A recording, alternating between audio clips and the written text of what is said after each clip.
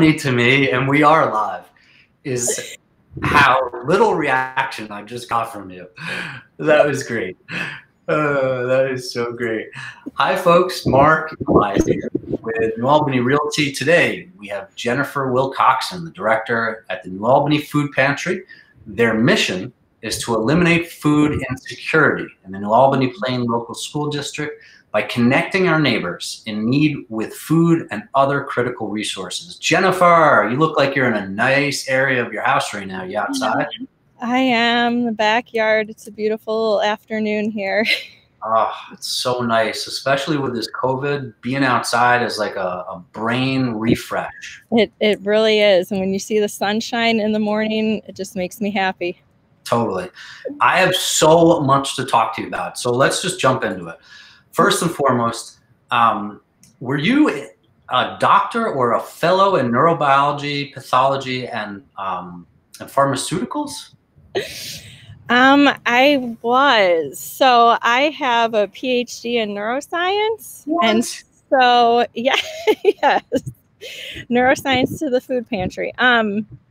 Yes. So I did research at University of Chicago on brain development. So I was in their neurobiology department for 4 years as a postdoctoral fellow. Holy genius. Thank you. Okay, got it. And so are you originally from Chicago? I'm not. I'm originally from Michigan.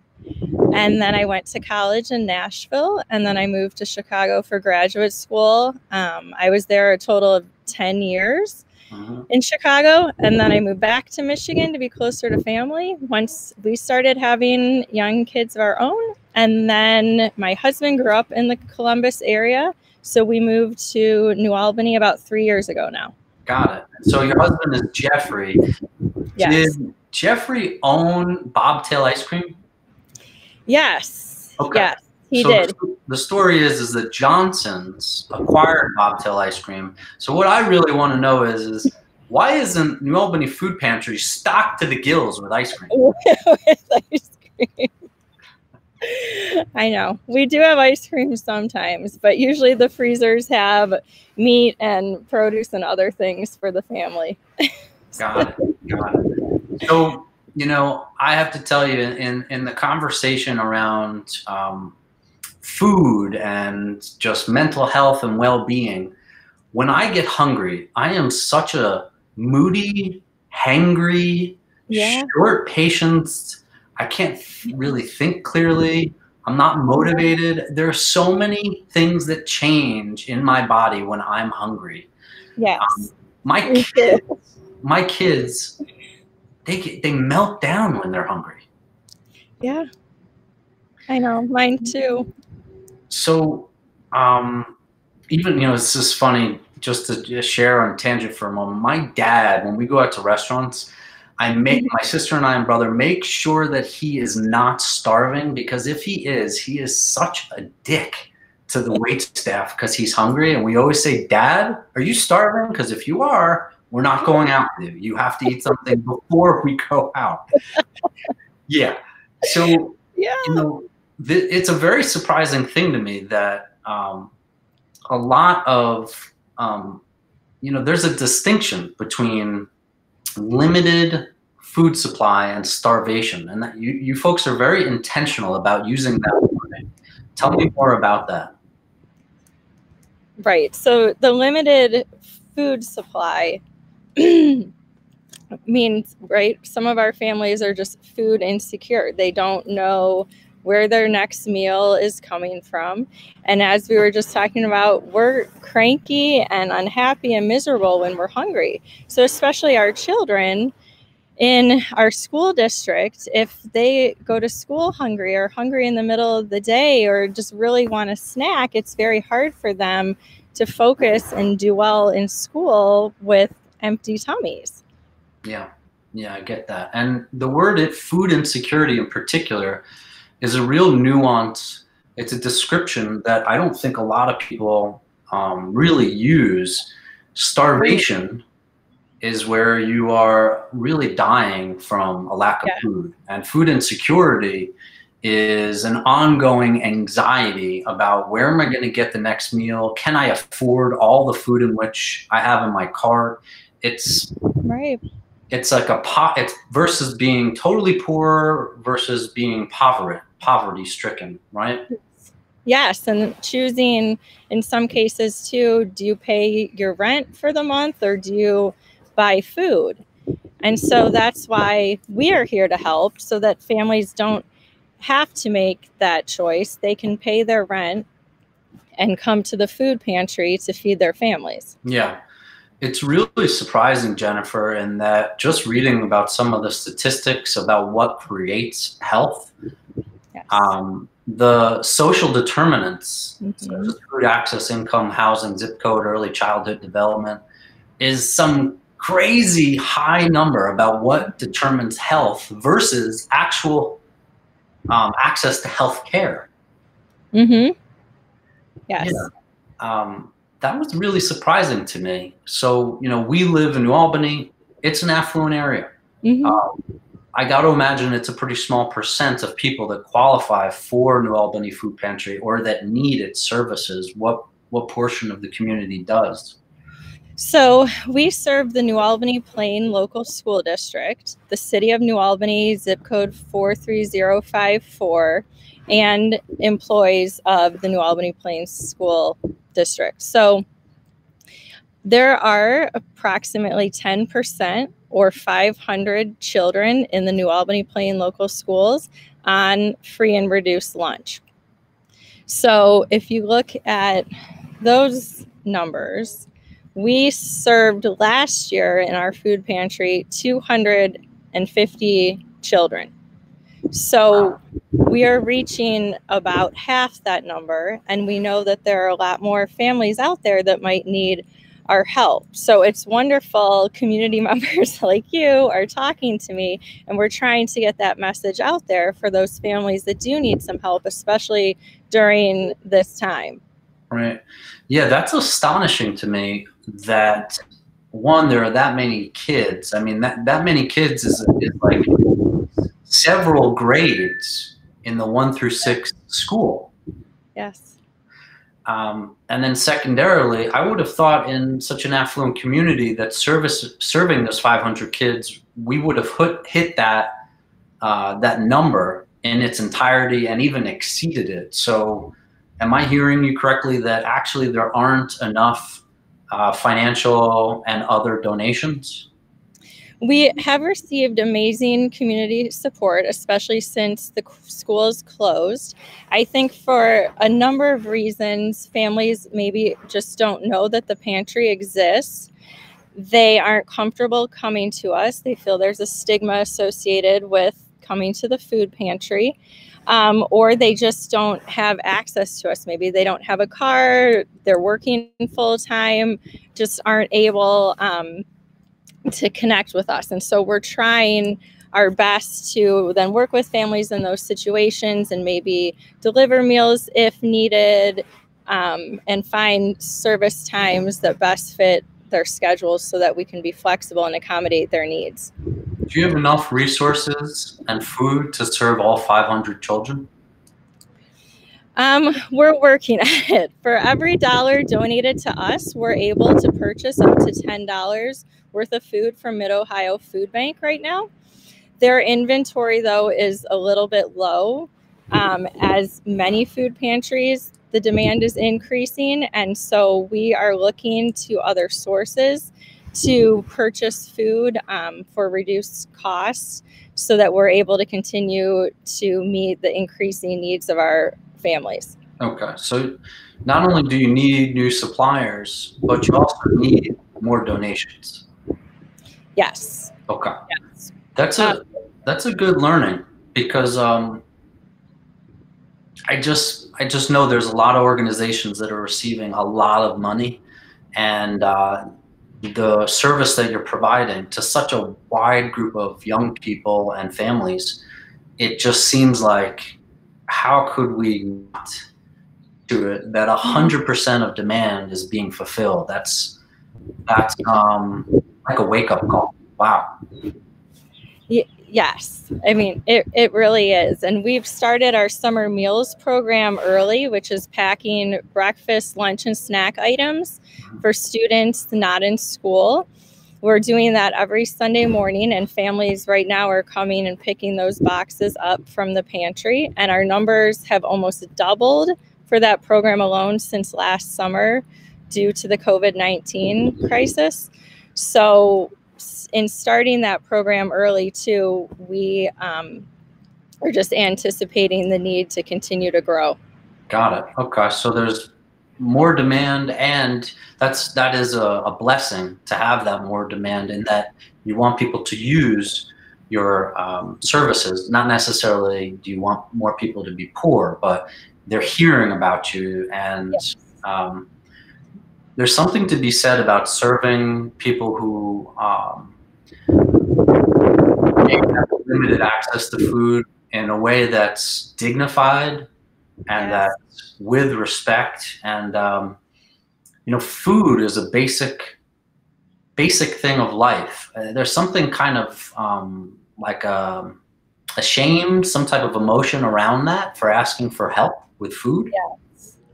Why is it, do you think, that asking for food, it has a stigma of feeling that way? I don't have any sense of that. Why? I know. I don't know why either, but when people come to us and say that and just feel ashamed and embarrassed, and we say, you know, that's why we're here. We're here to help. And it can happen to anyone. You never know if there's a death in the family, or illness, or divorce, job loss. And if people need help, we hope that they will reach out to us, because that's why we're here. Yeah, when I think about that, I think of like goodwill. Yeah. Is there a similar emotional experience there of kind of apprehension to go get clothing? Right. I think about asking for money.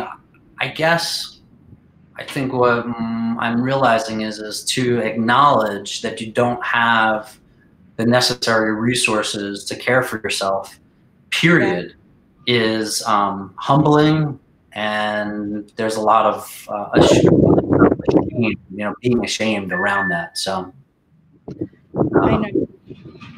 I could see that. I could get that. All right. So what's the process? You go to the food bank. Every dollar you can get $10 worth of food. It comes back to you. Now what? What do you do with all this food? What is that process? Yeah, so we're able to purchase the food, and then also being a partner agency with Mid-Ohio Food Bank, we're able to get produce and milk and bread for free. So we do bring that back to the pantry. We also receive a monthly egg donation from Trillium Farms. We also receive some retail donations from Giant Eagle and Target and Kroger. And then the pantry is open for shopping, which now is the pre-packed curbside pickup model. But in the past, families have been able to come and shop at the pantry twice a month and actually walk through, and we try to have it set up like a market where you would want to shop, with the fresh produce and the shelf stable items. And we have meat in freezers, and the milk and the eggs in our refrigerators. We also have some personal care items, some paper goods, toilet paper, paper towel, tissue, laundry detergent, some of those types of items that you can't use food stamps to purchase. Mm-hmm. So we try to have that available for our families as well. And the amount that they're able to take depends on the number of members in their family. So right now, as I said, it's a little bit different for their safety as well as our own. We're pre-packing boxes, and families are still able to come to the pantry the 2 times a month, and we then load the boxes into their cars when they come to the pantry.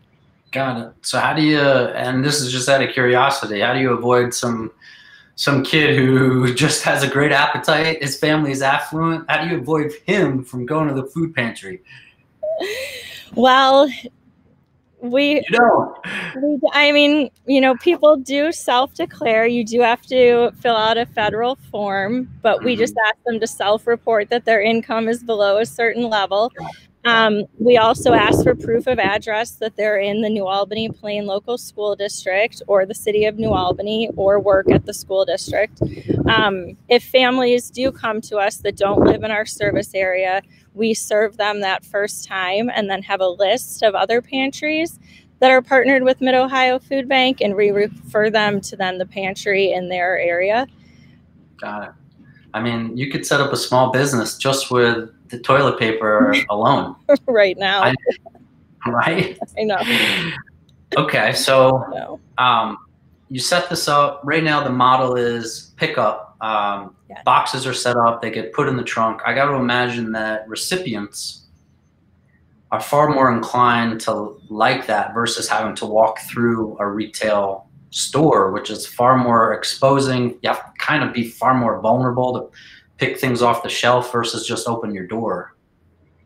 Yeah. Yes, we hope so. And then we also we do know of some dietary restrictions, some allergies. And so we try to be aware of that too for some of our families.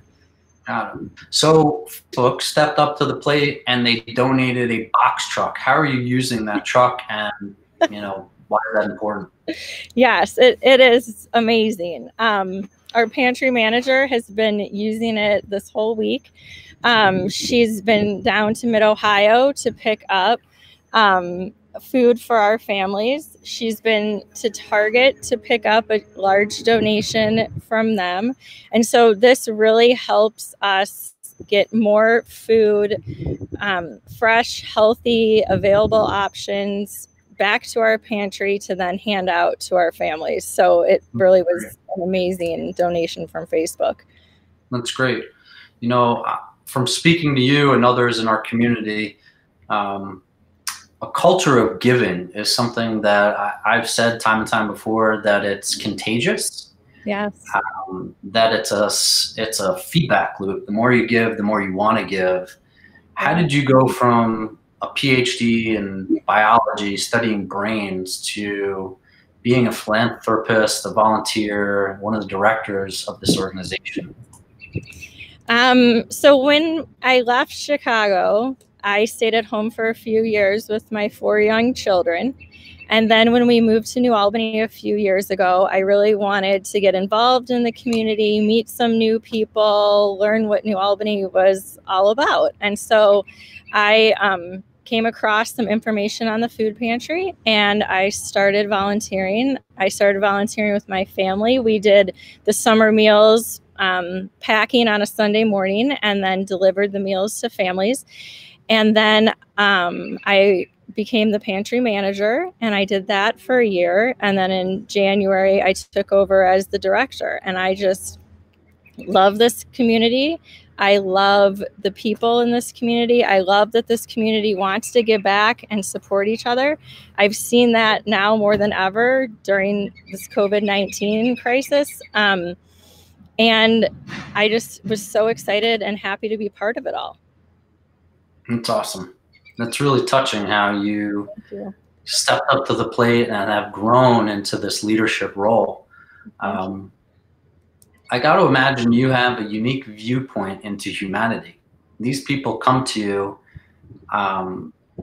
they're desperate, they're nervous, they're ashamed, they're thankful, they're a lot of different emotions. How has it changed you? I think it's definitely made me a better listener. I think it's definitely helped me understand people better, and that this kind of situation, being food insecure, needing help, reaching out, it could really happen to any of us. So just to really give people time and patience, consideration, and to support one another. Yeah, I imagine the food is one element to the support you provide, but it transcends far beyond just food. I hope so. Yes, because food is that immediate need and something that we can all kind of bond over, discuss, share. And we try to do that at the pantry with sharing recipes. And some of our clients have actually come in and done some cooking demonstrations with our cooking education coordinator.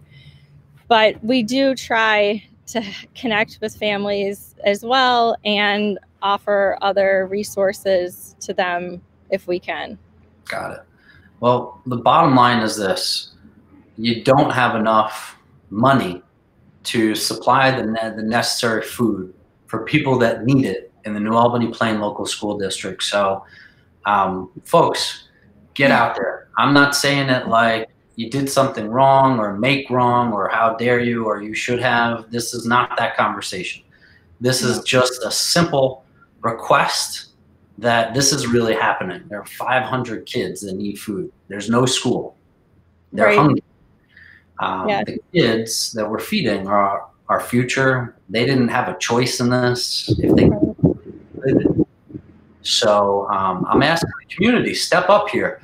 Let's make our donation. I know I will today. Where do I go? Yes. Jennifer, where do I go about making a donation?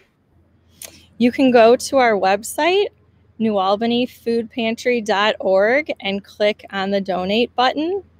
And there you should be able to make a donation. Okay. Thank you.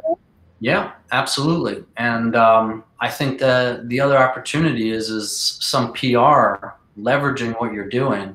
Yeah. This Facebook advertisement or PR push is huge. Google is filled with Albany Food Pantry and Facebook. Have you seen that? Yes, I have. It's amazing. I'm absolutely overwhelmed. It's so wonderful. You know, we both know people in the community that do PR, communications. Have you made contact with any of these folks to get out word through publications? We have made some contacts and we're continuing to work on that. Yeah. Okay. We should have a conversation offline and see what we can do because PR is a big part of it.